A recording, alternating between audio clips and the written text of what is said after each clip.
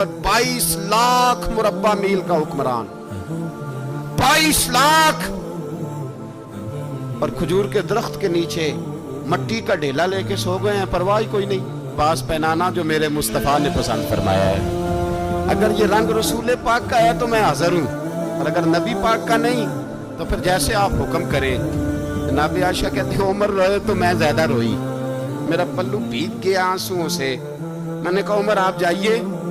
उमर यूं निकले तो जो सहाबा खड़े थे वो कोने में थे, सारे आ गए। कहा अम्मा जी क्या बनाओ? फरमाया भाई तुम सब जो बातें कहते हो वो अपनी जगह ठीक हैं, और उमर जो बात करता है वो सबसे ज्यादा ठीक है। उमर जिस पहलू पर बात करता है वो, यार ऐसी आजी, ऐसा रंग, ऐसा अंदाज, ऐसा तर्ज हयात, ऐसी जिंदगी। औलाद के मामले में लोग बुज़दिल हो जाते हैं, बुज़दिल। पर हजरत उमर का बेटा मिस्र गया, वहां से कमाई करके लाया, तिजारत करने गया, लाखों का माल। कौन सा बाप है दुनिया में जिसका बेटा बाहर से पैसे लेके आए तो अब्बा तफसील पूछे कि बेटा कहां से कमाए, कहां से लाया, कितने मिले, क्यों आए? कौन सा बाप तफसील पूछता है? अब्बा तो कहता है ला सही, और तारीफे करता है मेरा बेटा बड़ी कमाई करता है। कभी पूछा है उससे कि ड्यूटी सही देता है कि नहीं? कभी पूछा है कि तू ईमानदारी की रोजी लाता है कि हराम की कमाता है? ये बाप की जिम्मेदारी है, ये अम्मा की जिम्मेदारी है। फिर कहता है बीमारी कैसे आ गई, परेशानी कैसे आ गई? तूने कभी सवाल किया अपनी औलाद से? हजरत उमर फारूक रज़ी अल्लाह ताला अन्हु का बेटा मिस्र से पैसे कमा के लाया तो जनाब उमर ने बुलाया, फरमाया बेटे इतनी तो तेरे पास राशि नहीं थी, थोड़े से तो तू पैसे लेके गया था, इतनी कमाई कैसे हो गई? इतने तो पैसे नहीं थे साहब, कहां से कमाई लाए? उसने कहा अब्बा जी वो जो मेरे चचा है ना मिस्र के गवर्नर, आपके दोस्त, उन्होंने मेरी मदद की है। फरमाया जितने लोग गए थे सबकी की है मदद उसने? कहा नहीं सिर्फ मेरी की। फरमाया तेरी क्यों की? तेरी क्यों की? कहा हुजूर आपके दोस्त हैं। फरमाया चुप कर हुजूर, उन्होंने मुझे इतने पैसे दिए, मैंने कारोबार में डाले तो नफा आया तो मैं उनकी रकम दे के। फरमाया खामोश हो जा, बाकी जितने लोग गए थे सबकी मदद की उसने? कहा नहीं हुजूर सिर्फ मेरी की। फरमाया उसने तेरी मदद नहीं की, उसने खलीफा के बेटे की मदद की, इसलिए कि वो खलीफा को अपने हक में नरम कर सके। फरमाया आधा माल तेरा है, आधा माले गनीमत का है, माले खजाना का है, मुसलमानों का है, इसलिए कि तू जो वहां से माल कमा के लाया है वो अपने बाप के खलीफा होने की वजह से कमा के लाया है, लिहाजा रख इधर।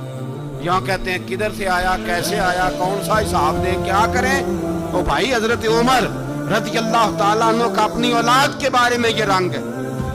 एक जंग से ना खुशबू आई, खुशबू बड़ी महंगी होती थी, अरब में खुशबू आज भी बड़ी महंगी है, वो ज्यादा इस्तेमाल करते हैं। मेरी बातों की समझ आ रही है मेरे भाई? बड़ी महंगी खुशबू थी। जब वो खुशबू आई तो हजरत उमर ने कहा, घर में पहले पहुंची हजरत उमर के, चूंकि ज्यादा औरतें इस्तेमाल करती थी घर के अंदर खुशबू, मर्द भी लगाते। हजरत उमर ने अपनी बीवी से कहा, आपकी ज़ौजा जो थी वो बड़ी खुशबू को पसंद करती। हजरत उमर ने अपनी ज़ौजा से कहा कि खुशबू लाओ, मैंने एक औरत की ड्यूटी लगाई है, वो खुशबू तोल तोल के ना तो पैसा बराबर स्यापा में बांट देगी।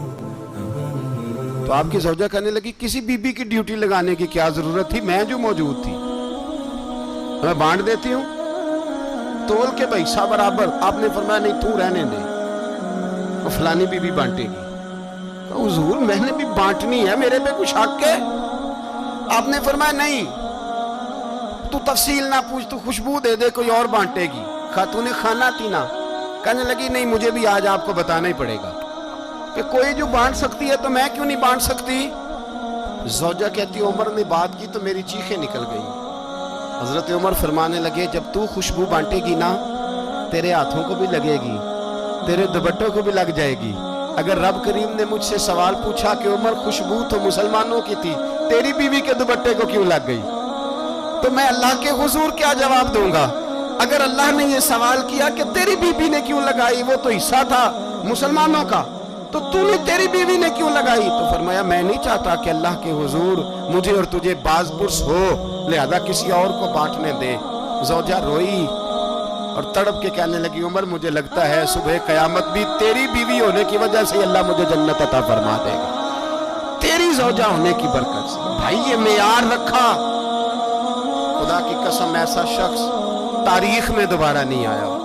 اتنا بڑا آدمی، اتنا بڑا شخص، اتنا بڑا آدمی، اور پھر رنگ یہ ہے کہ عمر 22 لاکھ مربع میل کا حکمران، 22 لاکھ، اور کھجور کے درخت کے نیچے مٹی کا ڈھیلا لے کے سو گئے ہیں، پرواہ کوئی نہیں، کوئی مسئلہ ہی نہیں۔